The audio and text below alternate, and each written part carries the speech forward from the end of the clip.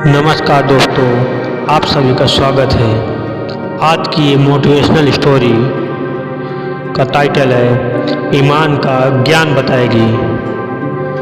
तो चलिए शुरू करते हैं।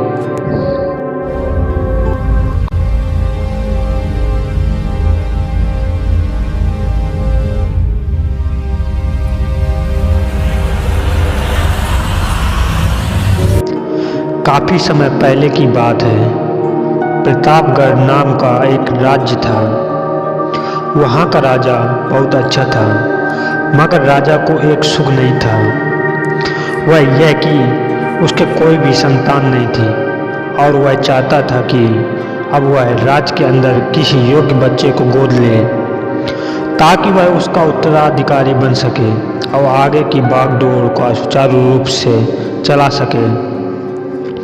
और इसी को देखते हुए राजा ने राज्य में घोषणा करवा दी कि सभी बच्चे राजमहल में एकत्रित हो जाएं। ऐसा ही हुआ। राजा ने सभी बच्चों को पौधे लगाने के लिए भिन्न भिन्न प्रकार के बीज दिए और कहा कि अब हम 6 महीने बाद मिलेंगे और देखेंगे कि किसका पौधा सबसे अच्छा होगा। महीना बीत जाने के बाद भी एक बच्चा ऐसा था जिसके गमले में वह बीज अभी तक नहीं फूटा था, लेकिन वह रोज उसकी देखभाल करता था और रोज पौधे को पानी देता था। देखते ही देखते 3 महीने बीत गए। बच्चा परेशान हो गया। तभी उसकी माँ ने कहा कि बेटा धैर्य रखो, कुछ बीजों को फलने में ज़्यादा वक्त लगता है। और वह पौधे को सींचता रहा। 6 महीने हो गए। राजा के पास जाने का समय आ चुका था, लेकिन वह डरा हुआ था कि सभी बच्चों के गमलों में तो पौधे होंगे और उसका गमला खाली होगा। लेकिन वह ईमानदार था और सारे बच्चे राजमहल में आ चुके थे। कुछ बच्चे जोश से भरे हुए थे क्योंकि उनके अंदर राज्य का उत्तराधिकारी बनने की प्रबल लालसा थी। अब राजा ने आदेश दिया। सभी बच्चे अपने अपने गमले दिखाने लगे, मगर एक बच्चा सहमा हुआ था क्योंकि उसका गमला खाली था। तभी राजा की नज़र उस गमले पर गई।